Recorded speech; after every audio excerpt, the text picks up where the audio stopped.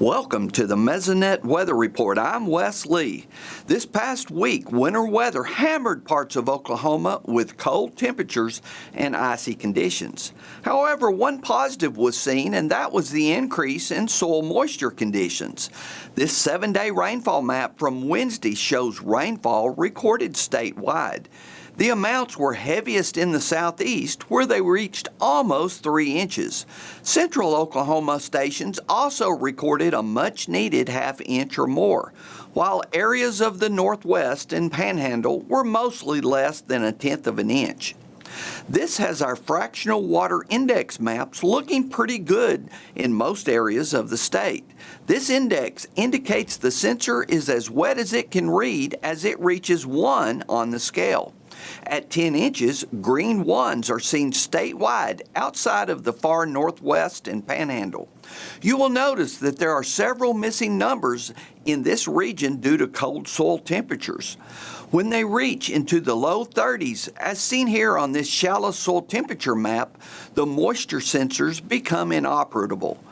At our deepest soil moisture sensor, there are more working, and again, we see mostly green outside of the panhandle. Getting any rain in January and February is special, as it is usually the driest time of the year. Let's hope the El Nino conditions continue to benefit our wintertime crops. Now here's Gary with a more detailed look at January rainfall. Thanks, Wes, and good morning, everyone. Well, winter reared its ugly head once again in January, and we got all that ice this week.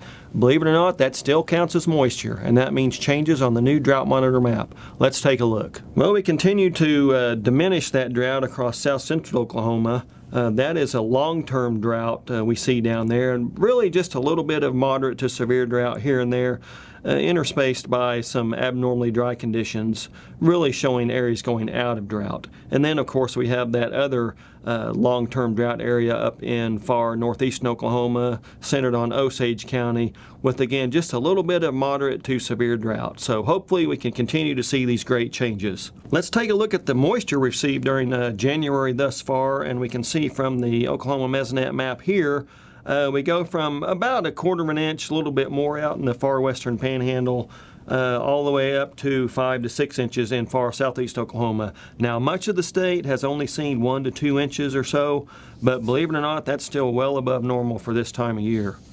When we look at the percent of normal rainfall for that same time frame through January thus far, we see a lot of areas out across western Oklahoma, parts of central up in the northeastern Oklahoma, and in southeastern Oklahoma, well above that 100% of normal mark.